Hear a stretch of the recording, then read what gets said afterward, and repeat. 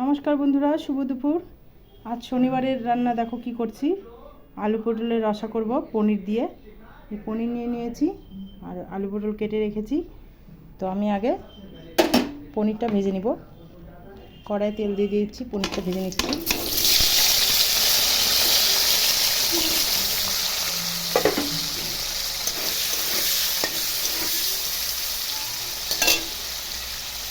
তো সঙ্গে থাকো, রান্নাটা দেখো। পনির দেখো ভেজে উঠায় নিয়েছি। এখন এই যে আলু পটলটা দিয়ে দিলাম ওই তেলে। তো আলু পটলটা আমি ভাজবো, ভেজে উঠিয়ে রাখবো। তো আলু পটলটা ভাজা হোক, ততক্ষণ আমি একটু আদা জিরা লঙ্কাটা বেটে নিচ্ছি। তো বন্ধুরা, আমার আলু পটলটা ভাজা হয়ে গেছে। তো আমি উঠাবো না, এর মধ্যে একটু জিরা সম্বারা দিয়ে দিচ্ছি। দিয়ে এখন আমি মশলাটা বাটা হয়ে গেছে, মশলাটা দিয়ে দিব। তো এই যে দেখো, মশলাটা আমার বাটা হয়ে গেছে, আদা জিরা লঙ্কা বাটা। তো দিয়ে দিচ্ছি মশলাটা আমি,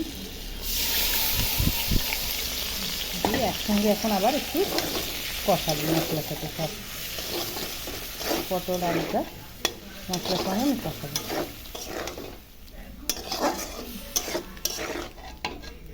আগে তো হলুদ লবণ ভাজার সময় দিয়েছিলাম, তো এখন একটু লবণ আর একটু দিয়ে দিচ্ছি,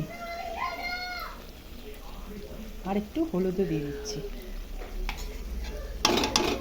তখন ভালো করে এখন আমি পটল আলুটা কষিয়ে নিচ্ছি।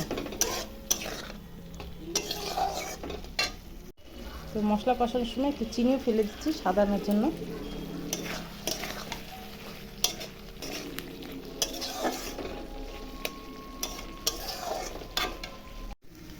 তো দেখো বন্ধুরা, আমার মশলার সঙ্গে আলু পটলটা ভালো করে কষানো হয়ে গেছে। তো এখন পনিরটাও আমি দিয়ে দিচ্ছি, ভাজা পনির।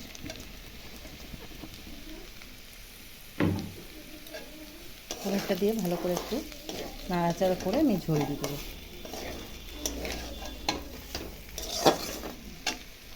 তখন একটু ঝোল দিয়ে দিচ্ছি, বেশি দিব না, মাখা মাখা করবো।